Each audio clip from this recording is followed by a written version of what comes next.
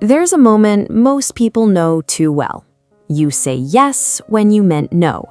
You let the joke slide. You answer the text right away even though they left you waiting for hours. You tell yourself it's not a big deal. But it is a big deal, because every time you let a small disrespect pass without consequence, you teach the other person one lesson. This person is available for extra pressure.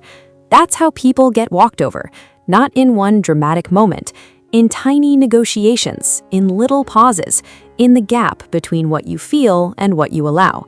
And the worst part is, the person doing it may not even see themselves as the villain. That's human nature. People lean where there's room. If you keep giving them room, they keep moving in. So let's get practical. 1. Notice the first violation, not the 10th. Most people wait until they're furious before they react.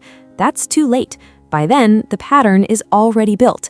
The better move is to catch the first tiny sign of disrespect, the first dismissive tone, the first, "I figured you'd be fine with it," the first time someone takes your time, your effort, or your silence for granted. Use this 5-second rule. When you feel the slight, don't process it for 3 days, name it immediately in your own head. Not to start a fight, just to see clearly. Because the moment you name what's happening, you stop pretending it's random. And once you stop pretending, you can respond instead of react.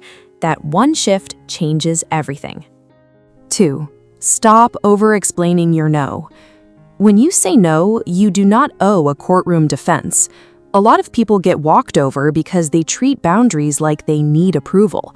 So they say things like, "I'm sorry, I would love to, but I'm just really busy and maybe another time unless you really need me."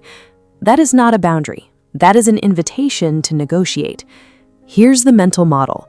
The more words you use to defend a boundary, the more fragile it sounds. A solid no is short because it is rooted. Try this rule. 1 sentence, then stop. "I can't do that. That doesn't work for me. No, I'm not available." No essays, no apology sandwich, no emotional tax. If they push, repeat the same sentence with less emotion, not more explanation. Because the point is not to convince them. The point is to show them your limit exists even when they don't like it. 3. Don't confuse being nice with being available. This is where a lot of good people get trapped. They think being kind means being endlessly accessible. It doesn't. Kindness is about how you treat people. Availability is about whether they can use your time, attention, and energy whenever they want. Those are not the same thing. A lot of people who get walked over are not weak. They're just too easy to reach. They answer instantly. They rescue quickly. They keep the peace before it has a chance to break. And that creates a strange social effect. People stop valuing what costs nothing. Not because humans are evil, because humans are lazy. They assume what costs nothing has no edge. So try this rule. Create a small delay before you respond.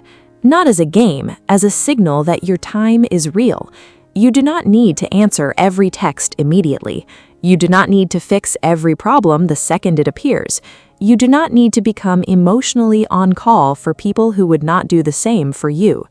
A slight pause can restore a lot of respect. 4. Watch how they react to one small boundary. People reveal themselves fast when you stop being easy. That's the test. When you say no once, do they respect it? Or do they punish you for it? Do they get sarcastic? Do they guilt trip you? Do they suddenly act disappointed, wounded, or confused, as if your boundary is an attack? That reaction tells you everything. Here's the model.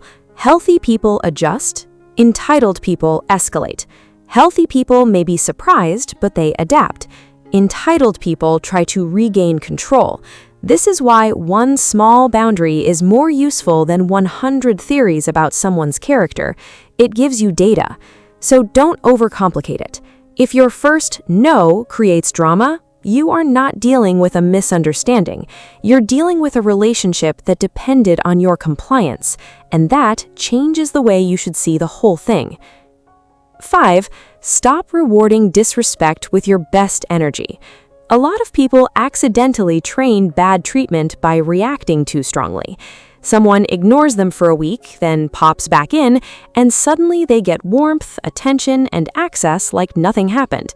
That's the trap. If disrespect gets the same reward as respect, the system never changes. Use this rule: match energy, don't overcompensate. If someone is inconsistent, become more selective. If someone is careless with your time, stop being instantly available. If someone only values you when you're useful, reduce usefulness. This is not revenge, it's calibration. People learn through consequence more than through explanation. You can talk all day, but your pattern teaches faster. So make your pattern clear. Respect gets access, disrespect gets distance. That's it. 6. Don't explain your dignity to people committed to misunderstanding you. This one saves a lot of pain. Some people are not confused. They're just comfortable benefiting from your silence. So when you finally speak up, they act like you're making a big deal out of nothing. That's not a misunderstanding, that's resistance. And the moment you start over-explaining yourself to someone who is invested in keeping things the same, you lose the frame. Here's the mental model. You do not need to win the argument to keep your dignity. You only need to state the limit. Then let their reaction reveal who they are. A lot of people think power is loud. It isn't. Sometimes power is simply refusing to keep performing emotional labor for people who never plan to respect you anyway. 7.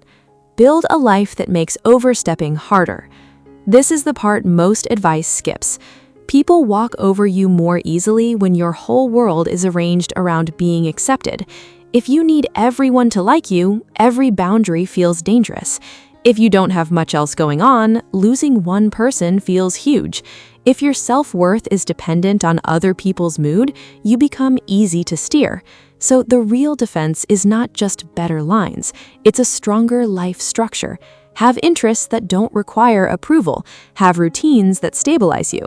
Have at least one place in your life where you are not begging to be included. Because when your life is bigger than one person's opinion, you stop shrinking to fit their comfort. That's when your boundaries start sounding natural instead of terrifying. 8. Use the one-step back rule. If someone keeps pushing, don't keep arguing. Step back, literally and emotionally. The one-step back rule means this: when someone tests your limit, reduce access by one level. Not a total blow-up, not a speech, just less. Less explanation, less availability, less effort, less emotional free rent. This works because people often push until they hit friction. If there's no friction, they keep going. If there's immediate friction, they adjust. And if they don't adjust, that tells you the relationship was never built on mutual respect. It was built on convenience. 9. The quiet truth. Here's the truth nobody likes to say out loud.